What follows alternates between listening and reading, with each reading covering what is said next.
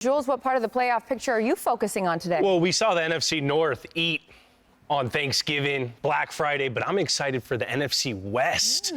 We got 3 teams that have 8 or more wins, only division with that, and they all have winnable games going into this week. You look at Panthers and Rams. Rams should be able to take care of work of the Panthers. They got beat up last week by the Niners. You look at Seattle taking on the Vikings. This is going to be a reminder why Sam Darnold should have been a Viking, because Sam Darnold's been playing very well all season. And then the one that I think is the most exciting is Niners at the Browns. Why? Oh. Niners at Browns because it's, Brock Purdy didn't play his best game last week. He threw for 3 picks. And then going into Cleveland, Cleveland's a different team in Cleveland. Myles Garrett has 13 sacks in the last 4 weeks. This team's got a little juice from Shador. They can run the ball with Jenkins against a beat-up 49ers defense. It's tough because once you start going into the back part of the season and all these NFC West teams start playing each other. The music stops. There's not going to be a chair to sit down on. Never want that. I like that. Musical chairs. Musical chairs. Musical chairs. Musical You're chairs. playing that today. I stopped playing that when my butt got a little bigger. We can go back to your playing days shop versus the way you look let's now. not do You're that. the slim fit. What are you looking at today, bud? Slim fit. Slim fit. NFC North. Okay. Yeah, we did watch them eat on Thanksgiving. And I got to say, we watched you on Thanksgiving. Yes, and we were there eating out of styrofoam containers, but it was still great. But looking at the NFC North, I'm looking at the Green Bay Packers. And here the team goes into Detroit. Pretty much, taking care of business the way they needed to. Jordan Love looked great. Watson looks great. I mean, that defense, Micah Parsons is an absolute beast. But then you go, they're still not number 1 in that division. That is the surprise Chicago Bears. 5 wins all of last season. Now they're from worst to first. And here's the team. I am bought into the Bears. Okay. I kept doubting the Bears. There's no way Chicago can win another one. They're winning really close and tight games. But one thing about the NFL, talent's always close. It's just a matter of your attitude. And these guys have learned how to win.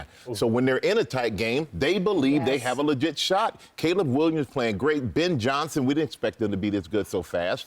Goes to show how great of a coach that he is. And then on the other side, if you look at Minnesota, and you brought up J.J., and maybe Darnold should have stayed there, but J.J. has struggled. You got to remember, the guy's only played a few games in the NFL. He's going to struggle. You're giving him he's not playing today with that concussion. Yeah, he's not playing today with that concussion. Plus, they had O-line issues there as well. And as far as Detroit could be the odd man out. You worried about them? Yeah, I'm a little worried about Detroit. They could be the odd man out in this. So I think it's going to come down to Green Bay and the Bears next week. This will show if the Bears and all this belief that I have is real, because we know that Green Bay is the team that we've all been saying they're ready to turn the clock and turn to the next level, and this could be their year to do that. But they have to go through Chicago, surprisingly. They do. Like you mentioned, that game next week on our air, they get the Bears 2 out of the next 3 weeks. And we all remember that Ben Johnson press conference when he mentioned Matt LaFleur and playing against him. So it's going to be a good one. Flexing on him. Exactly. You know what else is good? Jay Glazer. He's going to get us in the know. What do we need to know, Glaze? First of all, Stray, thank you so much for joining the show today. And one thing that Michael doesn't have, just doesn't have enough jobs. Yeah, right? True. Anytime you can help a kid like this out, let's do it. I know. Nothing ever good happens to him, ever. One job is keeping you out of trouble. So That's a full-time job. Hey, before I get to anything, I've got to say a happy birthday. Where am I at here? A happy birthday to my beautiful bride, Rosie. Woo! And her twin sister, Renee. I've got to do this. You know what I got to do it too? I got to get a doghouse. I probably said the dumbest thing in the history of my life the other day.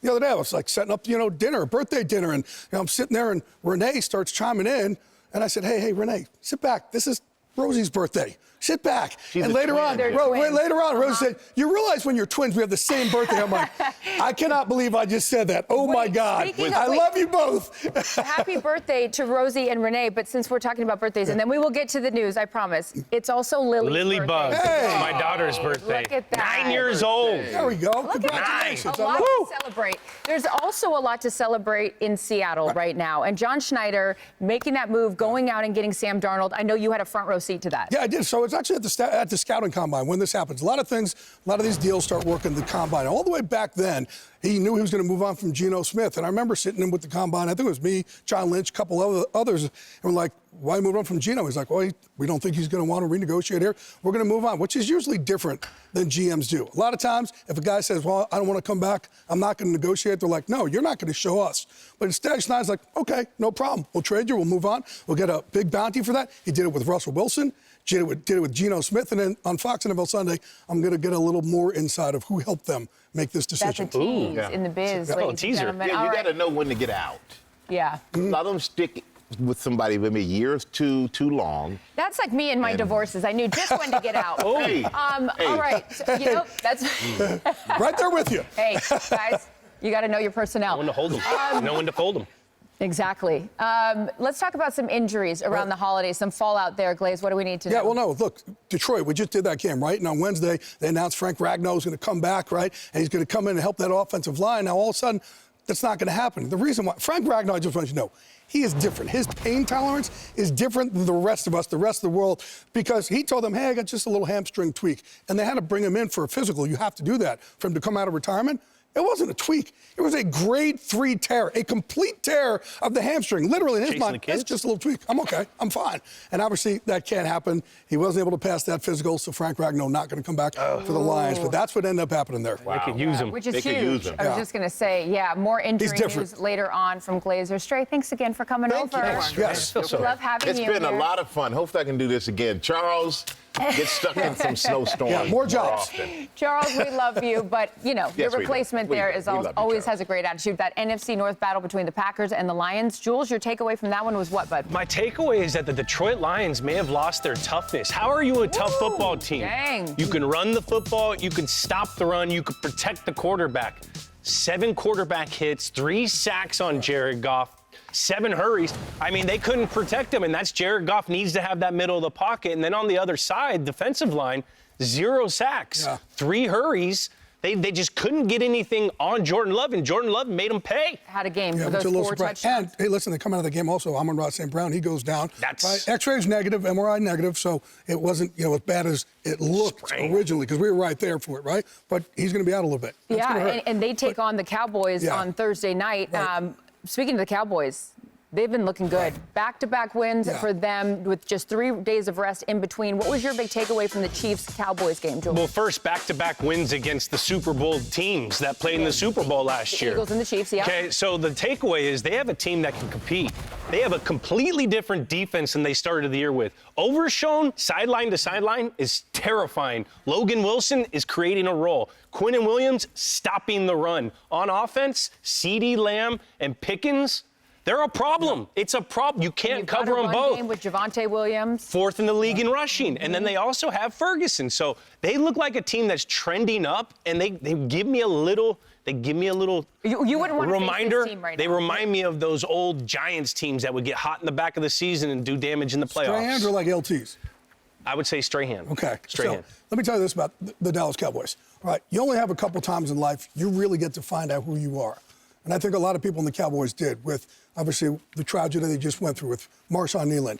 And the way they came together, the way they leaned into each other, the way they lifted each other up, you could see it, how they're playing, right? They came together with this. So impressive from Brian Schottenheimer, from those players in there, from Dak, from the leaders in there. They are lifting each other up. And the other thing I'll say, right, is that Micah Parsons trade. Everybody thought Dallas was crazy for it at first. But this is the type of trade that ended up helping both these teams. It was a win-win. Right, Packers, they're using him great, and he's great for that locker room. And what they've been able to use with some of their capital to get it like a Quinnen Williams and Kenny Clark and people like that is exactly what Dallas is looking for, too. And how about, though, that one tie? That tie could end up being huge for both of these teams when you look at this playoff picture moving forward. All right, let's talk about that AFC North for a second. We thought it was a foregone conclusion with the Ravens and Lamar coming back that they were just going to, run through this thing and get themselves atop that division. Not so fast. Joe Burrow comes back in this one. What was your takeaway from that game? My takeaway is when Joe Burrow's in the lineup, everyone in that building believes they can win. When the defense only gives up 14 points last week to the Ravens, that tells you something. Everyone believes, everyone has hope. And look, Joe Flacco was putting up numbers. Joe Flacco was putting up the same numbers, but when Burrow's in there, Everyone, Skyline Chili's giving out things, Gold Star Chili's. Everyone believes in Cincinnati when Burrow's in that lineup. I still can't believe Joe's back. I got to be honest with you. That turf toe injury, that was grade 3.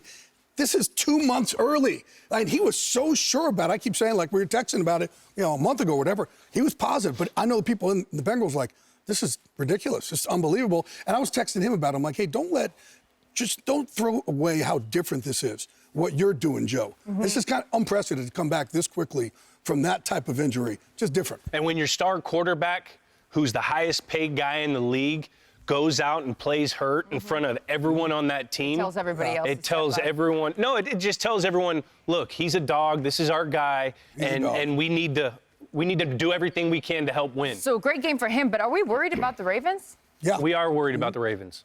Okay. Yeah, 14 points against the Bengals. Their schedule, they got Steelers, Bengals again, Pats, Packers, Steelers. I'm surprised about the offense, too. That's what it is. And it's Lamar's more gotta offense. Stop turning the ball over. Yeah, and I think Lamar's been banged up. I know he's been banged up the last couple of weeks with different injuries. But, yeah, you look at it and go, man, what is missing over there? Uncharacteristic, yeah, those turnovers. All right, that Friday game, the Black Friday game, Eagles, Bears, we just talked about it with Stray. He's a believer in the Bears. Chicago, they ran all over this Eagles team, 281 yards on the ground. DeAndre Swift and Kyle Monangai each had over 100 yards. The first time that they've had 2 100-yard rushers on the same team since 1985 with Walter Payton. So looking at that playoff picture right there, are you buying the Bears? I'm buying the Bears. Dahlman, Tooney, and Jackson. Okay, they get forgotten a lot about this whole revamp of this offense. They've been able to run the ball down people's throats. They out-Phillied Philly. That's great. They out-Phillied Philly where they had long, methodical drives. And then you look at Caleb Williams. Look, we talked last week. He needs to play boring ball, and that's exactly what he did. And then he had two plays that stood out to me. That 3rd and 8 where he doubled back and he made the first down with his legs. And then the touchdown to Kmet when he's rolling to his left, hits that backside post to Kmet, and then in a windy, hard conditioned day to throw the ball. So, that's all you need. We're just throwing away that it was against Philly. All we were talking about the last couple of weeks is Vic Fangio's defense. Yeah. Right? This wasn't just against some defense. Everybody was just talking about how incredible Vic's defense is. That's who they ran it down their throats. They had a bad day. I think they'll get back, but You're not worried about the Eagles? It's just you're worried about the Eagles, but all year they've been leaning on that defense. 1 week they needed the offense Eagles to do something. You know what I mean? And like Jules just said, Bears took theirs. Yeah. Linemen. You need linemen. Yeah. And also, I say this all the time, and I know a lot of people do, coaching matters. The job that Dennis Allen has done on the defensive side of the ball, and then what Ben Johnson has done. And I don't know if you guys saw this. Wiener Circle, a very famed place in Chicago, said they'd give away, right here, if Ben Johnson takes his shirt off during or after any Bears victory this year, they said this about a month ago, they're going to give away free hot dogs. Well, guess what Ben Johnson did in the locker room after the win? Let's go, Ben. Took that shirt off. And got it jacked. Exactly. That tells me that team is having fun. I mean, we all know the storylines about this franchise and the constant turnover. It was a year to the day they had just fired their previous head coach in Matt Eberflus, and a year ago to the day, that's what's going on in their locker room. By the way, Nate Now said the same thing. If I keep my clothes on, free matzo ball soup to everybody. Does he fake tan, by the way? He looked pretty tan for a Chicago guy. Hey, look, if you can't tone it, I say tan it, but he has both.